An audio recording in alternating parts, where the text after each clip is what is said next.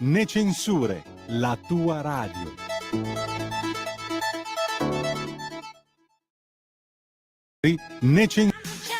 Va ora in onda l'altra metà della radio, parità di rassegna.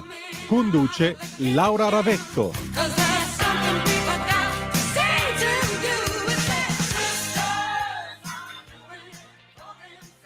Laura e Antonino, a voi la linea.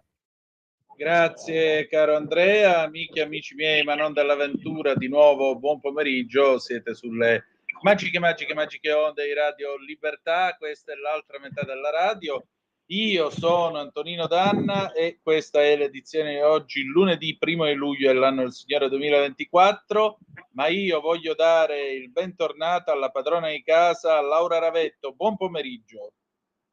Buon pomeriggio, eccoci qua, il ritardo è colpa mia. Vabbè, non importa, hai tutto il diritto di farti aspettare, non ti preoccupare. Senti, sì, la parità non arriva fino a questo punto, diciamo c'è ancora un po' di cavalleria nel mondo. Insomma, almeno io sono ancora uno di quei fessi che cede il passo a una donna, gli altri sostanzialmente cafoneggiano e basta, però io sì, ragiono ancora in questi termini, mia cara. Buon pomeriggio e ben trovata intanto. Anche a te. Grazie. Allora, senti, insomma, ieri notte pare che in Francia ci sia stato un bel terremoto politico per iniziare il nostro colloquio del lunedì. Che dici? Com'è andata secondo te dal tuo punto di vista? Beh, è andata che gli europei hanno confermato la loro bocciatura a Macron, la loro bocciatura alla sinistra e diciamolo anche la loro bocciatura a chi sostiene e ha sostenuto la von der Leyen. Cioè il messaggio è chiaro, il messaggio che arriva dagli stati è chiaro, come direbbe qualcuno è la democrazia bellezza e io trovo incredibile che le istituzioni europee non vogliano prendere atto di questo cambiamento. Questo sicuramente, ma senti, in tutto questo però stamattina il buon Tajani sul Corriere della Sera diceva e vabbè, però è altrettanto vero che l'Italia si trova a essere isolata, però noi siamo l'elemento che equilibra il governo, io ho 22 anni di pratica dell'Unione Europea, per cui diciamo così possiamo aspirare ad almeno una vicepresidenza e un commissario. È davvero così? È davvero in questi termini? È davvero così isolata l'Italia, malgrado il voto francese?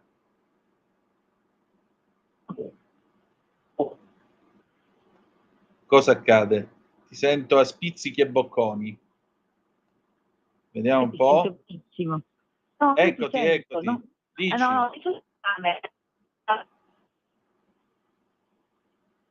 No, non Laura, il segnale è disturbato.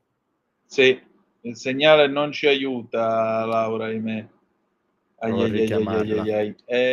Prova a richiamarla, Andrea, per favore. Intanto vi ricordo 340 670 9659 se volete intervenire attraverso la zappa o WhatsApp che dir vogliasi, oppure 029294 7222 se volete intervenire per telefono e dire la vostra appunto con questo magnifico strumento inventato da Antonio Meucci quando funziona, perché quando non funziona, come potete ben vedere, diciamo così che uno deve un pochettino improvvisare, ma noi non siamo gente che si arrende davanti alla prima difficoltà. Vediamo se riusciamo ad avere di nuovo la nostra Laura e ritrovare appunto le sue parole, perché naturalmente quando poi non ce la fai è tornata in linea. C'è? Laura, ci sei? No. Laura non c'è, è andata via. Laura non è più in trasmissione. Il telefono fa schifo, lo so che dovrei condurre senza lei, ma non mi pare il caso, anche perché... Provo a richiamarla di nuovo. Appunto, anche perché che razza di rassegna stampa al femminile sto a fare io? Cioè, non ha assolutamente senso. Dai, vediamo di ritrovare la nostra Laura e di recuperarla. Voi comunque se volete intervenire vi ricordo 340 670 9659 oppure 0292947222 se volete dire la vostra attraverso il telefono in diretta, e quindi a quel punto, in quel momento, la vostra voce, è vero, sarà ampiamente udita da tutti i nostri ascoltatori. Certo è che ieri notte veramente che legnata. Laura, Ma ci la- senti? Scusa Antonino. Io sento Sì. da sempre, benissimo, Ok, vi sento da adesso sempre anche ti perché sono in sentiamo. transatlantico. Ah, le dolci mura del Parlamento che ancora una Infatti volta... io sono preoccupata da sto fatto, io vi sentivo benissimo, io sono appunto in transatlantico, un transatlantico deserto, perché Ecco. come sai non si vota il lunedì e quindi è deserto. Io sono venuta qua per preparare il question time di mercoledì, ma non c'è nessuno. E mi spiace che però adesso spero che la linea regga, perché sennò dovremmo parlare al Presidente della Camera, che è pure nostro e della Lega. direi, senti, sei su uno di quei famosi divanetti rossi del transatlantico, allora. Tra l'altro quello centrale, quindi se voi mi sposto un po' più verso destra, però sì, proprio quello centrale tra l'ingresso di sinistra e l'ingresso di destra, sì. Che spettacolo, che buon profumo di Prima Repubblica e collegamenti di Vittorio Orefice. Ve lo ricordate Vittorio Orefice, quello col farfallino? Vabbè Andrea, tu sei troppo piccolo per ricordartelo, ma io me lo ricordo quando faceva i collegamenti con dietro la foto del transatlantico con i divanetti, appunto, dove ora sta seduta Laura, per cui che Vuoi ricordi che che mi proviamo a avete fare suscitato. una FaceTime? Vuoi che proviamo a fare la radio in FaceTime? Ma non vorrei No, complicare perché la se cosa. no non ce la facciamo, guarda, oggi Per la siamo prossima proprio volta lì. la facciamo in FaceTime con i divanetti. Comunque ti volevo dire, Antonino, ti stavo appunto dicendo che più che l'Italia isolata, io credo che così a isolarsi sarà l'Europa. Perché io che sono un'europeista convinta, nel senso che voglio che rimanga l'Europa unita, anche se la vorrei cambiare, vorrei un'Europa più patriottica, vorrei un'Europa che si occupa dei territori, vorrei un'Europa che mette al primo posto il lavoro, vorrei un'Europa che tutela i confini esterni dall'immigrazione, però sono una di quelle che è convinta che l'Europa sia una cosa positiva, sia convinta che da quando è stata costituita l'Europa le guerre interne siano state annullate, che sia importante rispetto agli Stati Uniti, alla Cina, alla Russia, avere un territorio anche vasto che possa avere una sua politica, magari anche politica estera, cosa che oggi non ha. Io credo che però un'Europa che insista nel non tener conto della volontà dei cittadini europei sia un'Europa che si autoisoli e che sarà destinata a fallire. Cioè tutti questi tentativi, anche perdonami il discorso di Tajani, sono tentativi poltronistici, cioè non è che al cittadino europeo importa che tu abbia avuto un commissario più o meno capace e in alto, se poi tanto le politiche portate avanti dal commissario non si sanno neanche quali sono e probabilmente sono di sinistra.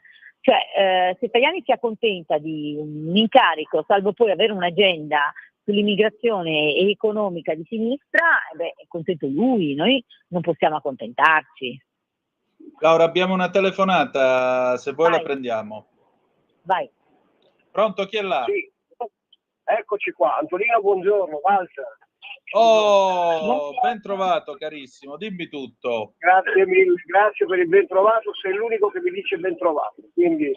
Se vuoi ti posso mandare a quel paese, ho anche un buon repertorio, ma non ho motivo, quindi ci mancherebbe. Ci sono già in quel paese. Allora, io chiamo dal Friuli Venezia Giulia, no? Che sai che è una regione autonoma, sai tante cose, le sapete, compreso, penso lo sappia forse anche la Ravenna. Allora, intanto la mia domanda è questa. Io, piuttosto che parlare di Europa, che secondo me io non sono molto d'accordo con la Ravetto, ma non è la prima volta che non sono d'accordo con lei.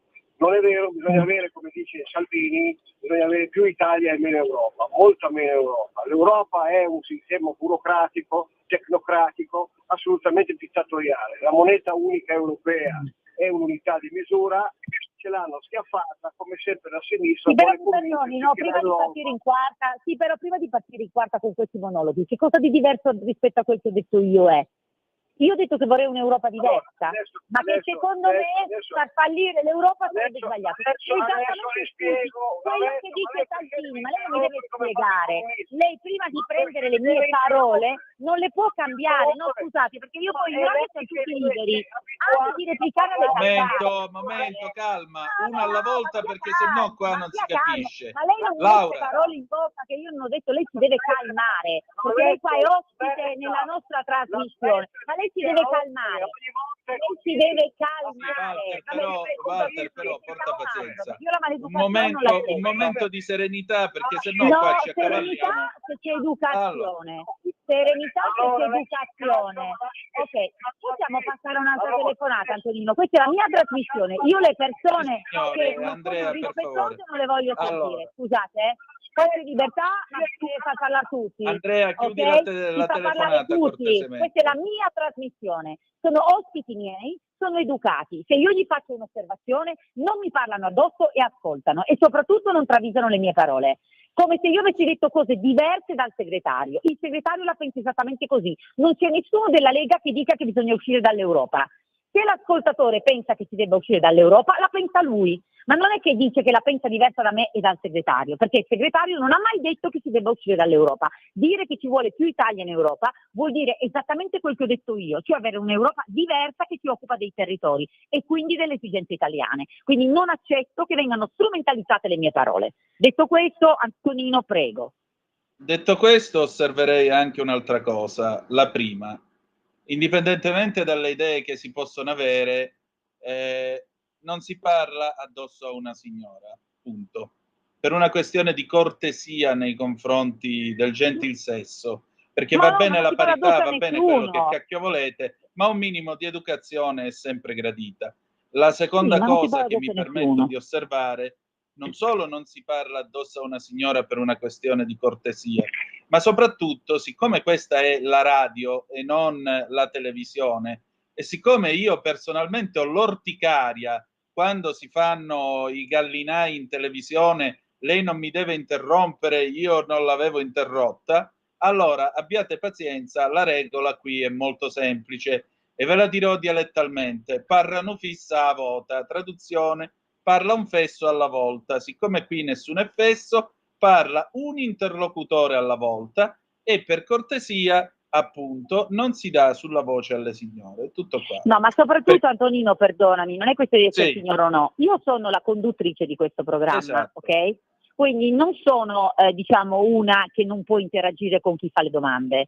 Soprattutto se chi fa le domande si permette di travisare le parole che ho utilizzato. Perché io questo messaggio non lo faccio passare. Quindi ho tutto il diritto di replicare quando uno dice una sciocchezza attribuendomela, ok? Esatto, e non si dà addosso alla voce di chi sta precisando il proprio pensiero, appunto. Quindi voglio dire, no, viva Dio, è l'onere e l'onore di essere conduttori della trasmissione. Le domande le facciamo noi e abbiamo anche il diritto, se qualcuno travisa le nostre parole, di precisare, fare precisazioni. Esattamente come quando io vado in TV me la fanno i giornalisti, ok? Bene. Certo, ci mancherebbe pure. Allora, procediamo con la nostra conversazione. Stavamo dicendo appunto del buon Tajani. Senti, ma secondo te, detto tra noi, questo voto, perché io l'ho chiesto stamattina a Molinari, ma lo voglio chiedere pure a te, questo voto può avere delle ripercussioni anche per quanto riguarda il governo italiano, anche per quanto riguarda i rapporti, diciamo così, di forza all'interno del governo italiano? Perché mentre Matteo Salvini osservava il Corriere della Sera, ieri si è affrettato a fare le congratulazioni alla Le Pen, Giorgia Meloni si è tenuta ben distante, si è tenuta soprattutto molto in basso profilo. Però supponiamo che domenica prossima il Rassemblement National vada al potere, allora a quel punto la Lega piglia un po' più di peso dentro il governo, perché diventa sostanzialmente il partito di collegamento con il governo francese, o no? Ma io credo che la Lega abbia già peso nel governo, peso sull'agenda, perché poi questo di sicuro. Al netto della numerica dei ministri che hai, poi il peso che hai sull'agenda. Non so quanto potranno mutare gli orientamenti del governo in base al risultato francese o in base alle riflessioni fatte in Europa. Certamente sono certa che si dovrà tenere conto del fatto che in Europa spira un vento che è un vento molto più legato ai territori, che è un vento che ha un'agenda sull'immigrazione molto chiara. Quindi io penso che questo possa essere un monito anche ai ministri italiani. Cioè è chiaro che ci aspettiamo, tu lo sai, noi adesso abbiamo il decreto sicurezza che abbiamo finito in commissione, anche questo fortemente voluto dalla Lega. Noi ci aspettiamo che anche il ministro competente, che poi è il ministro degli interni, segua la linea indicata dal nostro partito, sia sull'immigrazione sia sulla sicurezza.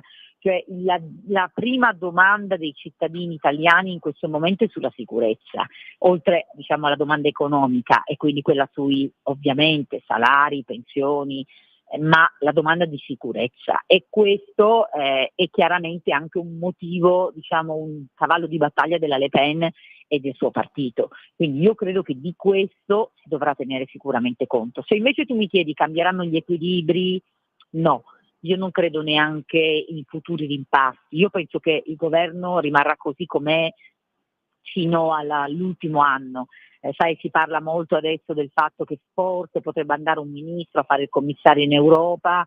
Ecco, io credo che in quel caso addirittura probabilmente spacchetterebbero le deleghe, ma non credo che si riapriranno le situazioni di equilibrio, di forza o di nomine all'interno del governo. Questo no.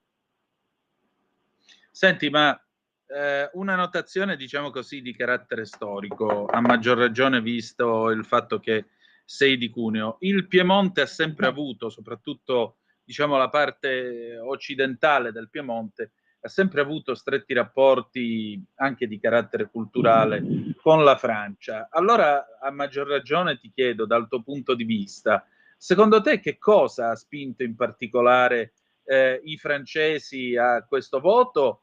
E soprattutto, secondo te, tutta la solita storia, ma se vincono loro, vincono i fascisti, che era moneta corrente qui da noi fino a 2 anni fa, può avere ancora, diciamo così, corso legale in Francia, oppure è la volta buona che finisce questo ostracismo nei confronti di chi vota a destra o comunque vota conservatore? Ti rispondo molto volentieri, poi passiamo naturalmente agli argomenti paritari, che abbiamo la sentenza dei 20 secondi che ha tenuto banco tutta questa settimana in Parlamento e secondo me è giusto anche parlarne perché questo appunto è uno spazio sulle pari opportunità. Allora, io credo che, magari mi sbaglierò, non so se sia l'osservatorio piemontese o banalmente l'osservatorio italiano, rispetto alla vicinanza alla Francia, io credo che la forza della Le Pen e la forza del suo partito stiano proprio sulle tematiche che ti ho detto prima, immigrazione e sicurezza.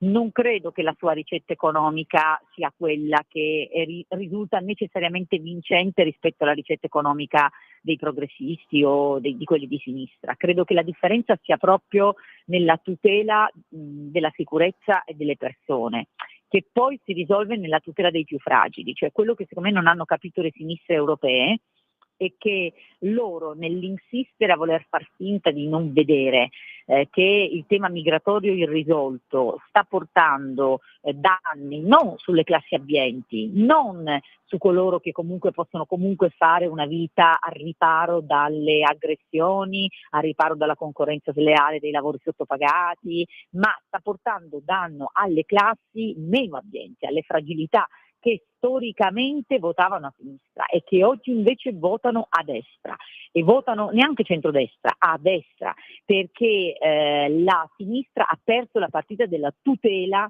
di queste fasce sociali. Quando si fanno le battute la sinistra ZTL in Italia non sono battute, vale anche per la Francia, cioè ormai i cosiddetti movimenti progressisti di sinistra sono quei movimenti che pensano che si debba parlare dei diritti in senso lato, ci sono per alcuni sì delle notevoli discussioni, ma sono quasi un vezzo, perché per la signora delle pulizie che torna alle 9 di sera e prende la metropolitana o il pullman in Francia o in Italia e si trova circondata da immigrati irregolari o prende il treno regionale, come ho fatto io domenica scorsa con Clarissa, ed eravamo io e lei e tutti immigrati irregolari che salivano, scendevano, facevano. Ecco, voglio dirti che mi sentivo sicura? Non mi sentivo sicura.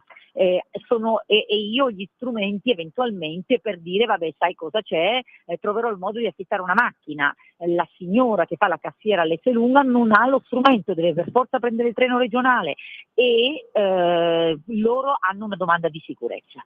E su questo la sinistra ha chiuso gli occhi, la destra no, e voglio anche dire la Lega no. Perché ricordiamolo, quando c'era Salvini al ministro degli interni la situazione era molto diversa, quindi secondo me è questo il vero punto di forza.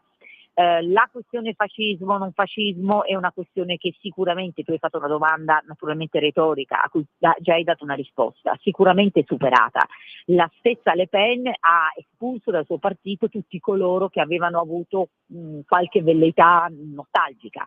Li ha espulsi in maniera fragorosa, esemplare, proprio per far vedere che lei è una cosa diversa.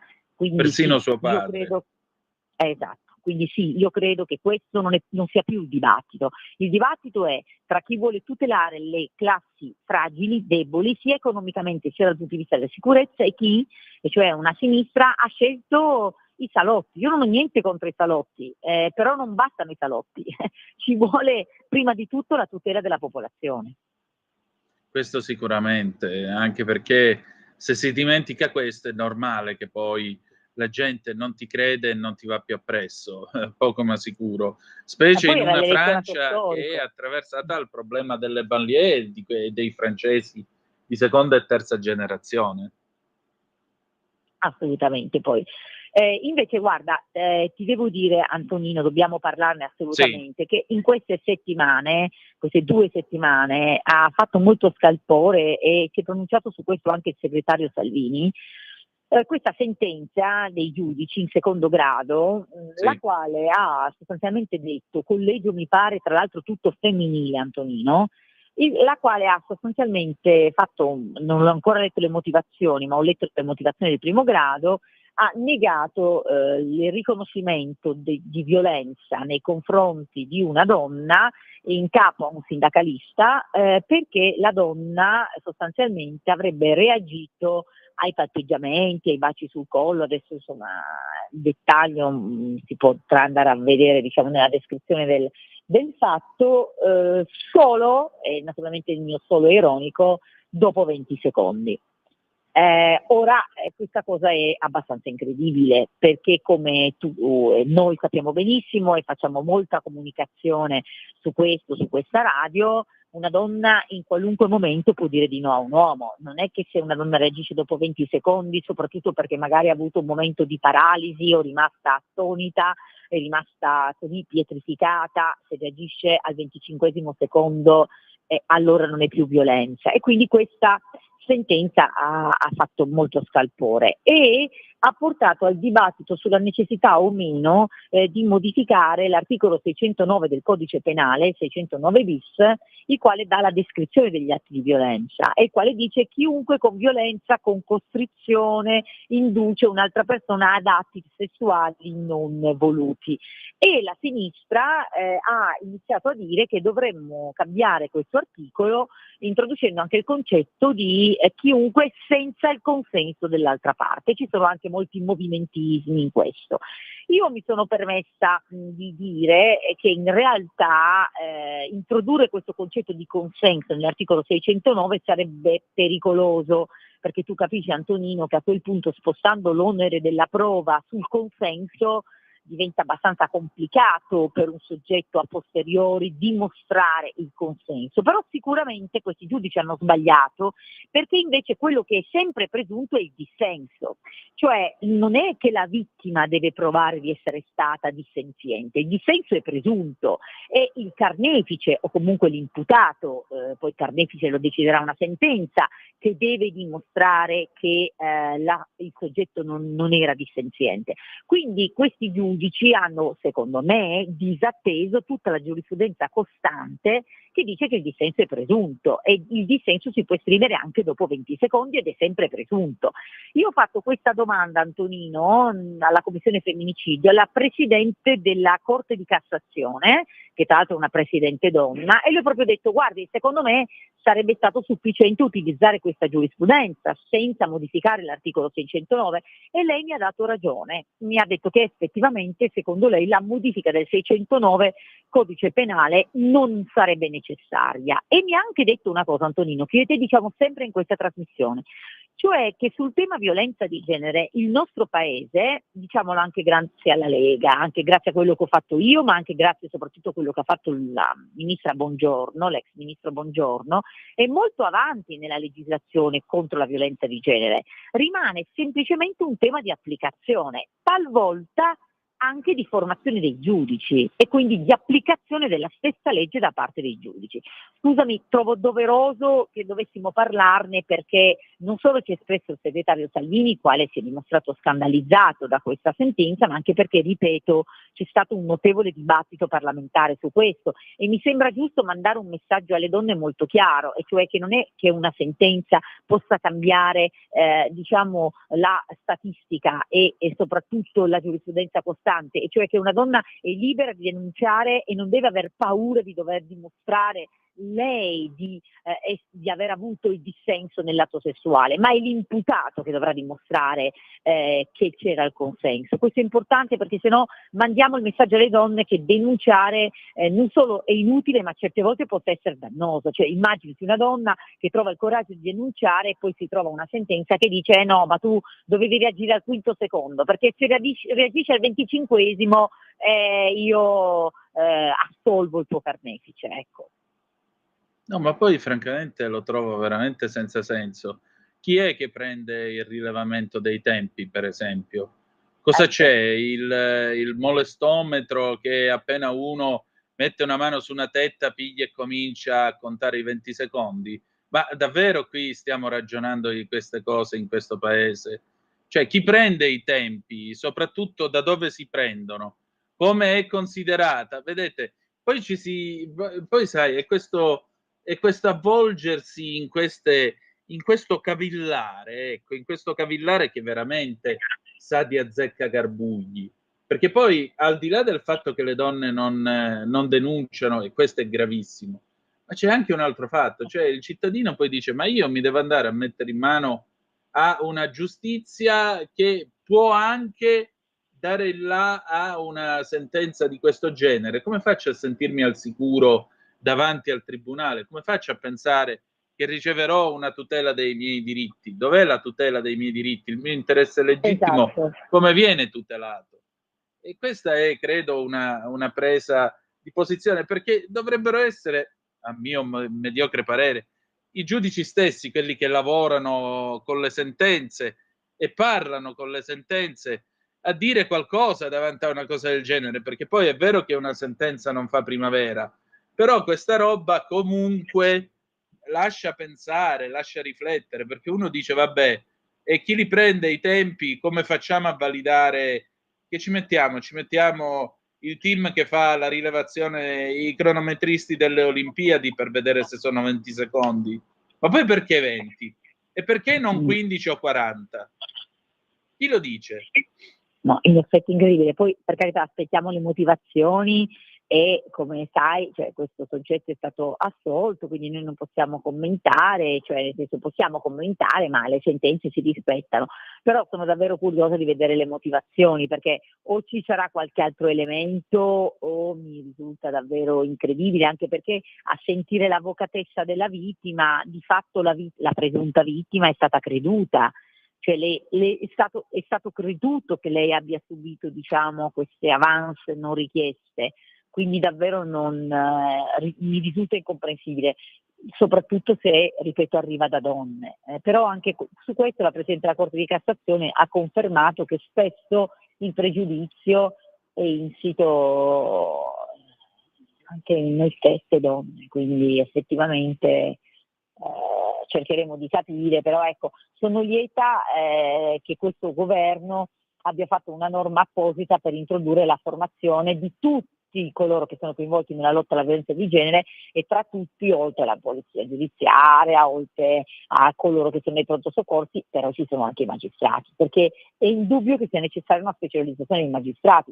Qual è il problema sulla specializzazione dei magistrati? Che mentre in città grandi come la nostra Milano, come Roma, è possibile, in città piccole, con tribunali piccoli, con un organico che già deve occuparsi di qualunque cosa, con 1000 cause di tutti i generi, diventa più difficile pretendere una specializzazione.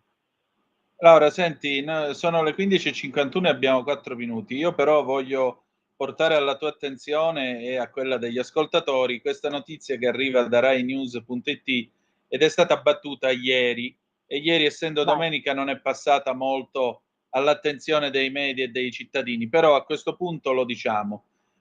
Rischia di finire in carcere, questo è RaiNews.it, rischia di finire in carcere e perdere la figlia di 1 anno e mezzo la 25enne sanremese Nessi Guerra, bloccata in Egitto, dove viveva col marito che l'ha accusata di adulterio. L'uomo è stato condannato in Italia per violenza sessuale e stalking. Della vicenda si è occupata la trasmissione Chi l'ha visto su Rai 3. La donna in un appello ha chiesto l'intervento della Farnesina, dopo il quale i senatori di Italia Viva Raffaella Paita e Ivan Scalfarotto hanno presentato un'interrogazione al ministro degli esteri Antonio Tajani per far luce sulla situazione. Nessi vive a Hurghada e si sta separando dal marito Tamer Ramuda. Secondo quanto riferisce sulla stampa Agata Armanetti, legale della giovane, la 25enne corre il pericolo di perdere la figlia, che è stata affidata al padre nella sentenza di primo grado emessa 2 giorni fa, e di finire in un carcere egiziano se sarà condannata per adulterio. Hamunda è stato condannato in Italia a 3 anni di reclusione. È un pluripregiudicato, violento e con evidenti squilibri mentali, sostiene l'avvocato, ma il suo casellario penale è per ora bloccato al consolato egiziano a Milano e dunque non è stato al momento acquisito dai magistrati del paese nordafricano. Il legale egiziano della donna ha dovuto far convertire all'Islam la madre della giovane, perché se dovessero riuscire a dimostrare che l'uomo è stato condannato in Italia, la bambina potrebbe essere affidata alla nonna materna che si trova a Hurghada con la figlia e la nipote. I tempi sono stretti perché, informa sempre l'avvocato, la sentenza per l'affido della minore potrebbe arrivare presto, già a settembre. La bambina potrebbe essere strappata alla madre e affidata al padre, che vuol costringere madre e figlia a vivere in Egitto e a non tornare mai più in Italia. Chiedo scusa però, se il casellario penale è bloccato al consolato egiziano a Milano, perché il nostro paese non si fa sentire col consolato egiziano a Milano e gli dice: vedi di trasmettere le carte in Egitto senza fare ulteriori cincischiamenti? Punto di domanda.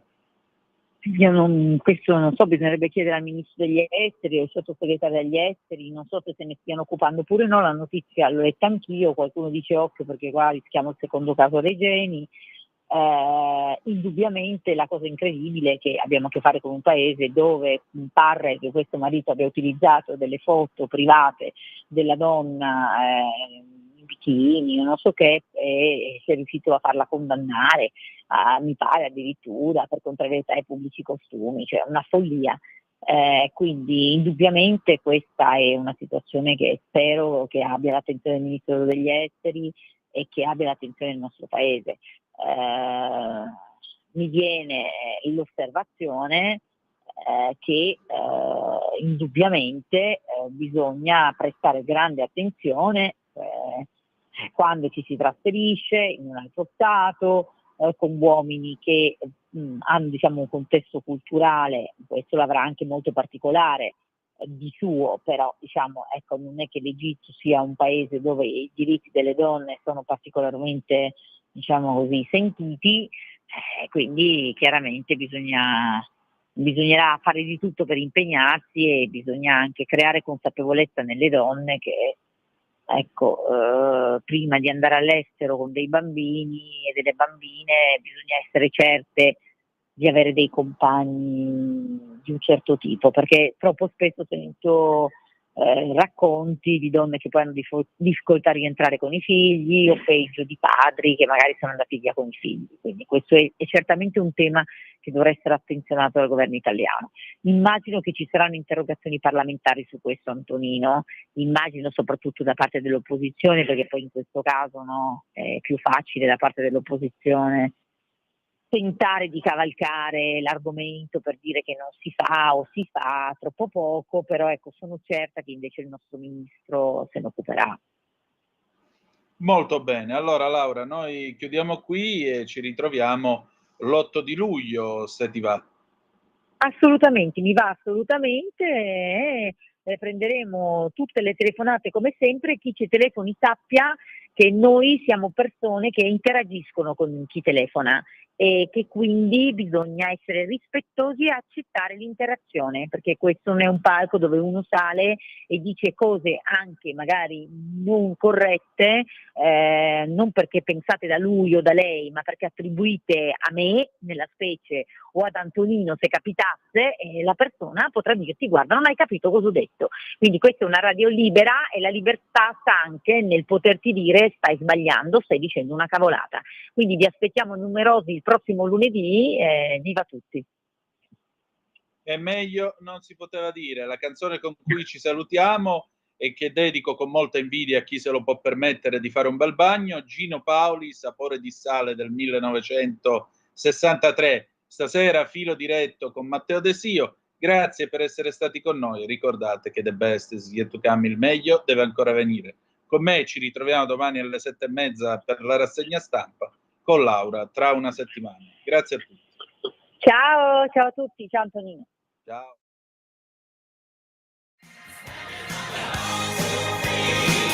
Avete ascoltato l'altra metà della radio.